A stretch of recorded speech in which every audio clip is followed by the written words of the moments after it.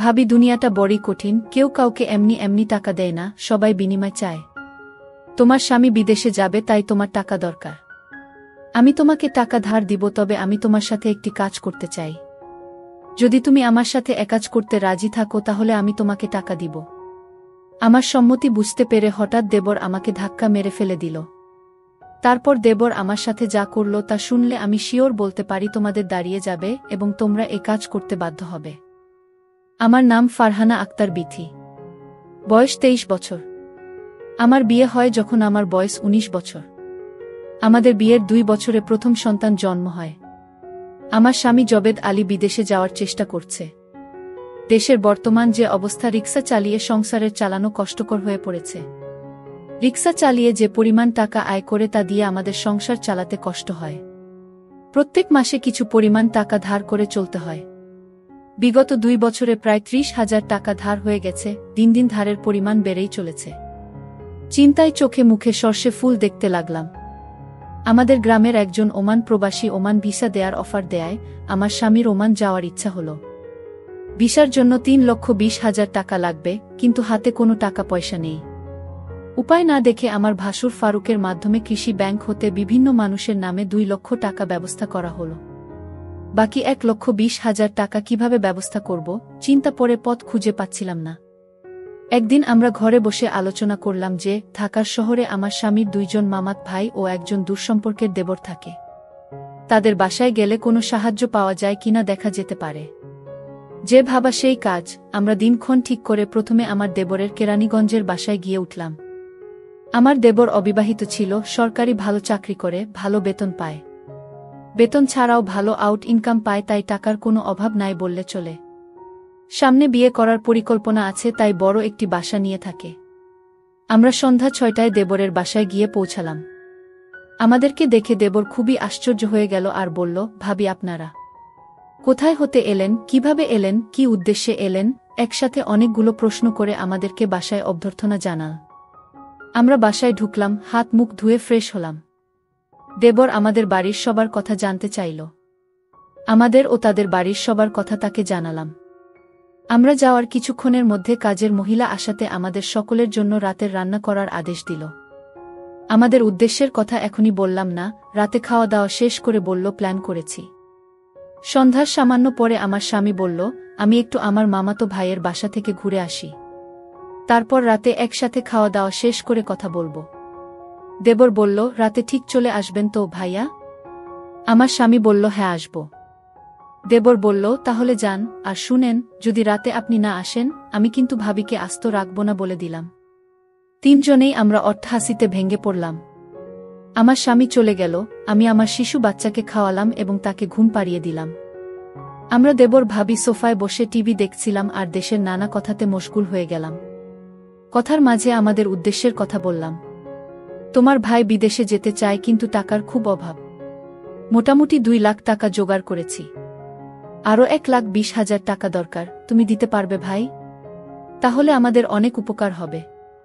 আমি কথাটা দেবরকে বললাম। আমার কথা শুনে দেবর বলল, এত টাকা আমি একসাথে কখনো দেখি নাই বলে হঠাৎ দুষ্টুমির ছলে সোফায় কাত হয়ে পড়ে গেল।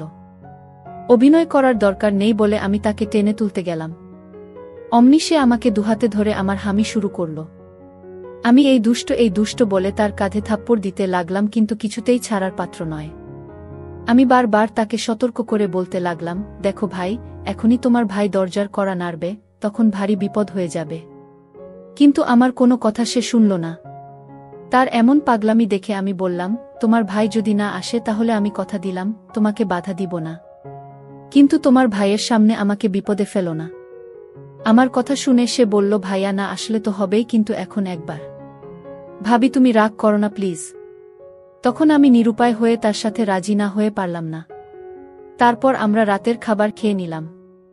আমার স্বামী জবেদ আলী সেদিন রাতে আর বাসায় আসলো না। তার জন্য অপেক্ষা করতে করতে আমরা শুয়ে পড়লাম। সেদিন রাতে আমি একটুও ঘুমাতে পারলাম না। সকালে গোসল সেরে আমরা স্বাভাবিকভাবে নাস্তা সেরে নিলাম। আমার স্বামী জবেদ আলী বাসায় আসলো 9টায়, তাকে নাস্তা দিলাম, আমরা চলে যাবার চিন্তা করলাম। তার আগে আবার একবার দেবরকে টাকার কথা বললাম। দেবর বলল, টাকা জোগাড় করতে আমার সপ্তাহ খানেক সময় লাগবে। কখন টাকা লাগবে তোমাদের? আমি বললাম, আগামী 1 সপ্তাহের মধ্যে হলে আমাদের হবে। আমার স্বামীর দিকে লক্ষ্য করে বলল, তাহলে আগামী রবিবার তুমি আবার এসো। আমি মিনিমাম 1 লাখ টাকা দিতে পারব। বাকি 20,000 টাকা তুমি অন্য কোথাও সংগ্রহ করতে পার কিনা দেখো। আমার স্বামী কি যেন চিন্তা করে বলল, তাহলে আমি তোর ভাবিকে রেখে যাই, তুই যত তাড়াতাড়ি পারিস টাকা জোগাড় হলে তোর ভাবিকে পাঠিয়ে দিস। আমি আপত্তি করলাম। আমার স্বামী আড়ালে নিয়ে আমাকে বলল, যদি আমরা কেউ সামনে না থাকি তাহলে সে টাকা দেওয়ার কথা ভুলে যাবে, আর তুমি এখানে থাকলে এমন কিছু ঘটবে না। আমি তোমাকে বিশ্বাস করি, আর আমার চাচাত ভাই হিসাব যথেষ্ট চরিত্রবান। কোনোদিন কোনো মেয়ের দিকে চোখ তুলে তাকায়নি। তুমি এখানে থাকো, টাকা যে কোনো উপায়ে আমাদের পেতে হবে। আমার বাড়ি গিয়ে বাকি আরও 20,000 জোগাড় করতে হবে, আর তুমি বুঝিয়ে সুজিয়ে 1 লাখ নিতে পারো কিনা দেখো। আমি রয়ে গেলাম। আমার স্বামী চলে গেল। যত সন্ধ্যা হয় আমার মন দুরু দুরু কাঁপছে। আজ আমার কি অবস্থা করে সৃষ্টিকর্তাই ভালো জানে। আবার একজন সুপুরুষের বিছানায় থাক ভেবে মনে এক প্রকার আনন্দও হচ্ছে। আমার স্বামীকে গাড়িতে তুলে দিয়ে 1 ঘন্টার মধ্যে দেবর ফিরে আসলেও দিনে কোনো প্রকার কিছু করেনি, হয়তো রাতের অপেক্ষা আছে। রাত প্রায় 8টা বাজল। আমরা রাতের খাওয়া দাওয়া শেষ করে নিলাম। এবার শুয়ার পালা। আমি আমার সন্তানকে খাওয়ায়ে ঘুম পাড়িয়ে নিলাম। আমি জানি আমি যেখানে ঘুমাই না কেন সে আমার সাথে ঘুমাবে, হয়তোবা তার ঘরে নিয়ে আসবে। তাই আমি সরাসরি তার ঘরে গিয়ে শুলাম। দেবর এসে টিভি অন করে সোফায় আরাম করে বসল। বসেই আমায় ডাকল, বিথি ভাবি সোফায় আসু। আমি কোনো জবাব না দিয়ে ডান কাতে শুয়ে রইলাম। আমি মনে মনে ভাবছিলাম সে কোলে করে তুলে নিয়ে তার পাশে বসিয়ে নিক। ও কয়েকবার আমাকে ডেকে সাড়া না পাওয়ায় সোফা হতে উঠে আসলো, আর আমাকে ভাবি ভাবি বলে ডাকতে লাগল। আমি সাড়া না দিয়ে পারলাম না। আমি বললাম, এখন অনেক রাত হয়েছে, ঘুমিয়ে পড়ো। তারপর সে বিছানায় গিয়ে শুয়ে পড়েল। কিছুক্ষণ ঘুমানোর পর আমার কেন জানি ঘুম ভেঙে গেল। আমার ঘুম ভাঙার পর আমি দেখতে পারলাম আমার সবকিছু কেমন যেন এলোমেলো হয়ে আছে। মনে হচ্ছে অনেক বড় কিছু হয়ে গেছে আমার সাথে। বুঝতে আর বাকি রইল না ঘুমের মধ্যে কি ঘটনা ঘটে গেছে। মনে মনে ভাবলাম এখানে আর থাকবো না, চলে যাব, কিন্তু আবার ভাবলাম এখন চলে গেল স্বামীর বিদেশ যাওয়ার টাকা জোগাড় হবে কিভাবে। তাই আমার যত কষ্টই হোক না কেন আমাকে সব কষ্ট সহ্য করতে হবে। এসব কথা ভাবতে ভাবতে সকাল 9টা বেজে গেল। সকাল সকাল গোসল শেষ, আমরা নাস্তা খেলাম। সকাল 8টায় আমাকে একটা মোবাইল টেলিফোন দিয়ে বলল অফিস হতে আমি যোগাযোগ করতে পারি, তাই এটা দিলাম বলে অফিসে চলে গেল। আমি একা তার পথ চেয়ে বসে রইলাম। অফিসে চলে যাওয়ার পর আমি সম্পূর্ণ একা বসে বসে টবি দেখছিলাম। হঠাৎ কে যেন দরজায় কড়া নাড়ল। দরজার পাশে গিয়ে জিজ্ঞেস করলাম, কে? বাহির হতে জবাব এল, আমি কাজের বুয়া।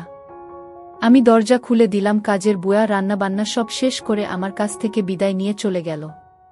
আমি আবার টিভি দেখায় মগ্ন হলাম। বেলা প্রায় 12টা বাজল। আমি গোসল করার জন্য প্রস্তুতি নিলাম। এমন সময় মোবাইলটা বেজে উঠল। দৌড়ে গিয়ে রিসিভ করলাম। ওপাশ হতে আমার মিষ্টি দেবর বলতে লাগল, ভাবি আমি একজন লোকের মাধ্যমে 5,000 টাকা পাঠাচ্ছি। লোকটা আমার খুব আপন, একটু ভালো করে মেহমানদারি করবেন, সে যেন আমার কাছে তোমার দুর্নাম না করে। চা নাস্তা যা চায় তা দিবেন, কোনো কার্পণ্য করবেন না, বুঝলেন? আর টাকাগুলো আপনার জন্য। যদি আপনাকেও চায় তাহলেও ফেরাবেন না, বলে হা হা করে হেসে উঠল। আমি যা দুষ্ট বলে টেলিফোন রেখে দিলাম। আমি আবার টিভি দেখার জন্য সোফায় বসলাম। টিভিতে একটা ইংলিশ সিনেমা চলছে। এমন সময় দরজায় করা নাড়ার শব্দ হলো। আমি দরজা খুলে দিলাম। দরজা খুলে আমি ভয়ে চুপসে গেলাম। এ কি দেখছি! সম্পূর্ণ এক নিগ্রো মানুষ, ভসভসে কালো রং, প্রায় 6 ফুট লম্বা এবং মোটা আকারের লোক, দেখতে দৈত্যের মতো। হাতের আঙ্গুলগুলো যেন আমাদের বাঙালিদের হাতের বাহুর মতো, যেমন লম্বা তেমন সুন্দর। লোকটি বাংলায় বলল, আসতে পারি ভাবি? আমি হেসে বললাম, হ্যাঁ আসুন। লোকটি সরাসরি সোফায় গিয়ে বসল। সামনে এক অপরিচিত লোকের উপস্থিতি আমার একেবারে মনে ছিল না। আমি চা নাস্তা তৈরি করে লোকটিকে দিলাম। সে আমাকে দেখে মুচকি মুচকি হাসছে, আর আমার দিকে কেমন করে চেয়ে রইল। তারপর সেই নিগ্র লোকটি আমাকে বলল, ভাবি যদি কিছু মনে না করেন আসুন আমরা একটু গল্প করি। আমি বললাম, ঠিক আছে ভাই। আসলে আমারও তার সাথে গল্প করতে ভালোই লাগছিল। এ লোকটা যদি আমার স্বামী হতো, অথবা এ লোকটাকে যদি যেভাবে হোক প্রতিদিন পেতাম, অথবা 2 দিন পর পর পেতাম, অথবা সপ্তাহে একবার পেতাম, কতই না মজা হতো। আসলে এই নিগ্র লোকটিকে দেখে আমার মাথায় শয়তানি কাজ করছিল। ওই হালার কি শক্তি আছে আজকে আমি দেখতে চাই। আমি দেখতে চাই তারা কেমন পারে। আর তাছাড়া আমার স্বামীটা একেবারেই দুর্বল। তাই তাকে দেখে আমার অনেক ইচ্ছে হলো। আবেগের মোহে পড়ে গেছিলাম তার সাথে। বাবারে বাবা, এত ভয়ঙ্কর তারা! আমি কোনোরকমে আমার জান নিয়ে ফিরছিলাম। মনে হচ্ছিল একটা পাহাড়ের উপর চাপা পড়ে গেছিলাম। সে তার কাজ করে আমার হাতে 5,000 টাকা দিয়ে দিল। আমার মেহমানদারি তার নাকি বেশ ভালো লেগেছে। কিন্তু সে চলে যাওয়ার সময় আমার কান্না চলে আসলো। সে বলল, কেঁদে না, সম্ভব হলে আমি আবার একবার আসব। তার চলে যাওয়ার পথে আমি এক দৃষ্টিতে চেয়ে রইলাম। ভাবলাম সে যদি আমাকে তার সাথে নিয়ে নিত। বিকাল বেলায় আমার দেবর অফিস হতে ফিরে এসে লোকটির কথা জানতে চাইল টাকা দিয়েছে কিনা। আমি বললাম হ্যাঁ দিয়েছে। আমার দেবর আশ্চর্য হয়ে আবার জানতে চাইল তাহলে দিয়েছে? আমায় বললাম হ্যাঁ দিয়েছে, এতে আশ্চর্য হওয়ার কি আছে? আমার দেবর হেসে উঠে বলল, এমনি এমনি দেয়ার কথা ছিল না। আমি কোনো কথা না বলে চুপ করে রইলাম। আমার নীরবতায় সে যা বুঝার বুঝে গেল। দেবর বলল, ভাবি, দুনিয়াটা বড়ই কঠিন। কেউ কাউকে এমনি এমনি টাকা দিতে চায় না, সবাই বিনিময় চায়। সে আমাকে ধারে এ টাকা দিয়েছে, যথাসময়ে এগুলো ফেরত দিতে হবে। ধার দেওয়ার জন্য সে তোমাকে চেয়ে বসেছে, কারণ আমি তোমাদের টাকার প্রয়োজনের কথা এবং তোমার উপস্থিতির কথা সব জানিয়েছিলাম। আর তুমি যদি রাজি থাকো তাহলে 1 লাখ নয়, আরও বেশি টাকা জোগাড় করে দেওয়া যাবে। শুধু দাদাকে বলবে সব টাকা আমি দিয়েছি। তোমার এসব ব্যাপার পৃথিবীর কেউ জানবে না আমি ছাড়া। আমি তো কাউকে বলতে যাব না। এতে টাকাও জোগাড় হয়ে যাচ্ছে, আর তখন ভাইয়ের বিদেশ যাওয়াটা নিশ্চিত হচ্ছে। আমি নির্বেশ সব কথা শুনছিলাম আর মনে মনে ভাবছিলাম। উপদেশ শেষ করে আবার সম্মতি জানতে চাইল। আমি কোনো উত্তর না দিয়ে নীরব রইলাম। আমার চোখে ভেসে উঠতে লাগলো আজকের লোকটির কথা। কি নাম কে জানে, জিজ্ঞেস করা সম্ভব হয়নি। খ্রিস্টান না মুসলমান তাও জানা যায়নি, তবে হিন্দু নয় যে সে ব্যাপারে নিশ্চিত। আমার দেবরটা আমার সম্মতি আবার স্পষ্ট করে জানতে চাইল। বললাম, আমি কি বলবো, তুমি যা ভালো মনে কর তাই করতে পাবো। রাতে একজন মেহমানকে দাওয়াত করেছি, মানসিকভাবে তৈরি থাকিও। আমার মনে হতে লাগলো আমার স্বামী ছবেদ আলী তখন যেন আমাকে ব্যবসার জন্য এখানে রেখে গেছে। কিছুক্ষণ পর কাজের বুয়া আসল। সে বিকেলের চা নাস্তা তৈরি করার পাশাপাশি রাতের রান্না বান্না শেষ করে চলে গেল। রাত যত ঘনিয়ে আসছে আমার দুরু দুরু কাঁপছে। কে আসছে? কেমন হবে লোকটি? আমাকে কি কষ্ট দিবে? আরও ভাবছি তারা কি একসাথে দুজনে আসবে নাকি মেহমান একা করবে। মনের ভিতর একটা চঞ্চলতা কাজ করতে লাগল। আজ আমার দেবরের মধ্যে আমাকে নিয়ে কোনো আগ্রহ লক্ষণই দেখতে পাচ্ছি না। সম্ভবত রাতের মেহমানের জন্য আমাকে ফ্রি রাখতে চাচ্ছে। রাত 8টা বাজলে আমি দেবরকে বললাম, খেয়ে নেবে না, মেহমানের জন্য অপেক্ষা করবে? বলল, না, মেহমান খেয়ে আসবে, চল আমরা খেয়ে নিই। আমরা খেয়ে নিলাম। আমরা বসে বসে টিভি দেখছি। প্রায় রাত 10টা। দরজায় খটখট আওয়াজ শুনলাম। বুঝলাম মেহমান এসে গেছে। আমার সমস্ত শরীরে এক অজানা শিহরণ জেগে উঠল। কিছুক্ষণের মধ্যে আমার নিয়ে এক অজানা অচেনে পুরুষ শুরু করবে। আমার বিপদের সময় আমাকে 5,000 টাকা দিবে। আমার দেবর দরজা খুলে দিল। মেহমান ঘরে ঢুকে জানতে চাইল, তোমার বিথি ভাবি কই? দেবর বলল, ভিতরে আছে। দুজনে একসাথে আমি যে ঘরে আছি সে ঘরে চলে এল। দেবর তার সাথে আমাকে পরিচয় করিয়ে দিল। লোকটির দৃষ্টি আমার উপর। লোকটি দেবরের উদ্দেশ্য করে বলল, তোমার ভাবিকে দেখতে দারুণ লাগছে। আমি একমনে টিভির দিকে তাকিয়ে আছি আর চোখে লোকটির অবয়ব দেখছি। ফর্সা সুন্দর চেহারার লোক। আমার দেবর কয়েক মিনিট পর বলে উঠল, তোমরা বসে কথা বল, আমি একটু পাশের রুম হতে আসছি। সে আসবে না আমি জানি, সেটা বলে লোকটির কাছে আমাকে হাওলা করে দিয়ে গেল। লোকটিও সেটা বুঝেছে। দেবর বের হওয়ার সাথে সাথে লোকটি আমাকে অনেকক্ষণ পর আমার হাতে 5,000 টাকার বান্ডিল দিয়ে পাশের রুমে গিয়ে ঘুমাল। আমার দেবরকে নিয়ে ঘুমিয়ে গেলাম। সেই রাতে আমি একটুও ঘুমাতে পারিনি। সকালে ঘুম হতে উঠে বাথরুম সেরে গোসল করলাম। তারপর দুজনে চা নাস্তা খেলাম। আমার দেবর সকাল 8টায় অফিসে রওনা হয়ে গেল। আজ কোনো মেহমান আসবে কিনা বলে যায়নি। আমার কাছে গতকালের রেখে যাওয়া তার মোবাইলটা কিন্তু আছে। হয়তো যোগাযোগ করবে, না করলে আরও ভালো। আমি বৃহস্পতিবার থেকে যে পরিশ্রম করছি শুধু স্বামী বিদেশে যাওয়ার টাকার জন্য। আজ বিশ্রাম নেয়া দরকার। দেবর চলে যাওয়ার পর কেমন জানি একা একা লাগছে। বুয়া আসল। দরজায় কল করার সাথে সাথে আমি গিয়ে খুলে দিলাম। বুয়া তার কাজ ঘন্টা দেড়েকের মধ্যে শেষ করে চলে গেল। আমি আবার একা হয়ে গেলাম। ঘরের দরজার খিল মেরে দিয়ে শুয়ে রইলাম। আজ কদিনের সব ঘটনা ভাবতে ভাবতে তন্দ্রা এসে গেল। হঠাৎ মনে হল দরজা খুলে কেং যেন প্রবেশ করছে। ভাবলাম আমার দেবরটা হয়তো আজ তাড়াতাড়ি ফিরে এসেছে, তাই শুয়া হতে উঠলাম না। দেবরের সাথে ছলনা ও দুষ্টুমি করার জন্য ঘুমের ভান ধরে পড়ে রইলাম। মনে মনে ভাবলাম সে আমায় না জাগিয়ে নিশ্চয় আমার সাথে দুষ্টুমি করবে। দেবর ঘরে ঢুকে দরজা বন্ধ করে দিল, আস্তে এক পা দুপা করে আমার ঘরে প্রবেশ করল। আমি আজ প্রতিজ্ঞা করলাম যতক্ষণ তার আমার শেষ না হয় ততক্ষণ আমি চোখ খুলব না। দেবরটা আমার ঘরে ঢুকে কোনো কথা বলল না। সবশেষে যখন বুঝতে পারলাম সে আমার দেবর না, তখন মনে মনে নিজেকে ধিক্কার দিলাম, ছি ছি, একজন অচেনা মানুষ আমাকে বিনা বাধায় এমন করল, আর আমিও। আমি জিজ্ঞেস করলাম, আপনাকে কে পাঠিয়েছে? বলল, আমাকে কেউ পাঠায় নাই। আমি তোমাদের সকল কর্মকাণ্ড জানি এবং দেখেছি। আমি পাশের বাসায় থাকি এবং এ ঘরগুলোর মালিক। বাসা হতে বের হবার সময় দেখলাম তোমার দরজাটা ফাঁকা লাগাওনি। আমি ঢুকলাম, তোমাকে দেখে লোভ সামলাতে পারলাম না। তবে এত সহজ তোমাকে যে পাবো ভাবি নাই। আচ্ছা বলতো, আমার জায়গায় তুমি কাকে ভেবেছিলে? বললাম, আমার দেবরকে। সে বলল, তুমি এখানে এসে একাজে লিপ্ত হলে কেন? জবাবে বললাম, আমার স্বামী বিদেশে যাওয়ার জন্য 1,20,000 টাকা ধার চাইতে এসেছিলাম। টাকা জোগাড়ের কথা বলে আমার দেবর আমাকে রেখে দেয়, আর বিভিন্ন লোক আসে এবং যাওয়ার সময় 5,000 টাকা দিয়ে যায়। এ পর্যন্ত 15,000 টাকা জোগাড় হয়েছে। আমি সত্যিকারে এমন নই, স্বামীর মঙ্গল এবং দেবরের অনুরোধে এমনটা করেছি। তোমার কি আপন দেবর? না, আমার স্বামীর গ্রাম্য বাল্য বন্ধু এবং দূর সম্পর্কের চাচাত ভাই। লোকটি হেসে উঠল, তাই? চিন্তা করো না, আমি তোমাকে সাহায্য করব। আমি এখানে একা থাকি, কেউ নেই। যতদিন থাক আমি তোমাকে চাই। আমি এখনই তোমাকে 30,000 টাকা দিচ্ছি।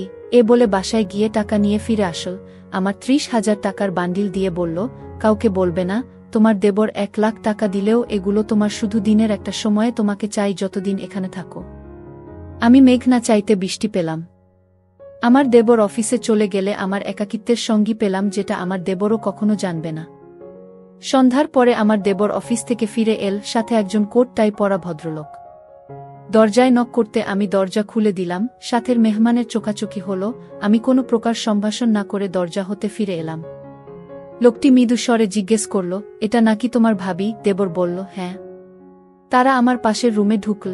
আমার দেবর তাকে বসিয়ে আমার রুমে আসল। আমি কিছু জানতে চাওয়ার আগে সে বলতে লাগল, বুঝলে ভাবি, দুনিয়াটা খারাপ হয়ে গেছে, কেউ কাউকে সাহায্য করতে চায় না। সবাই চায় সাহায্যের বিনিময়ে কিছু পেতে। আমি পড়েছি মহা বিপদে, তোমাদের টাকা জোগাড় করতে তোমাকে ভিন্ন পথে ব্যবহার করতে হচ্ছে। বাধ্য হয়ে আজ আবার একজনকে নিয়ে আসতে হলো। আমি কোনো উত্তর দিলাম না। সে একটু থেমে আবার বলতে লাগল, মেহমানের নাম মিস্টার এলভেন। বাংলাদেশে এসেছ বেড়াতে। গ্রাম্য শাড়ি পরা ললনা নাকি তার খুব পছন্দ। আমার সাথে পরিচয় 6 মাস পর্যন্ত। আজ দেখা হতে তোমার সমস্যার কথা বলতে আসার আগ্রহ দেখালে নিয়ে আসলাম। আমি শুধু বললাম, মেহমানকে কি খাওয়াবে? বলল, সে বিষয়ে তুমি চিন্তা করো না, আমি হোটেল থেকে নিয়ে আসব। তুমি খেয়ে নাও, আমরা দুজনে একসাথে খাব। সে কাপড় বদলে পাশের রুমে চলে গেল। সে ফাঁকে আমি খেয়ে নিলাম। রাত 8:30 বেজে গেল। দেবর এলভেনের জন্য খাবার আনতে বের হল। সে বের হবার সাথে সাথে লোকটি ঘরে প্রবেশ করল, সরাসরি আমার পাশে সোফায় বসে গেল। আমি একটু লজ্জাবনতভাবে উঠে দাঁড়িয়ে তাকে বসার জন্য অনুরোধ করলাম। সে বসে আমাকে তার পাশে বসতে বলল। আমাদের বাংলাদেশিদের চেয়ে বিদেশিরা অনেক স্মার্ট, ওদের তুলনায় আমার স্বামী কিছুই না। সবশেষে সে যখন চলে যাবে, সে আমাকে 10,000 টাকা হাতে ধরিয়ে দিল। এভাবে আমার 1,20,000 টাকা জোগাড় হয়ে গেলে দেবরকে বললাম, আমি চলে যেতে চাই। দেবর না বলল না। তারপরের দিন সকালে আমায় বাসে তুলে দিলে আমি বাড়ি চলে এলাম।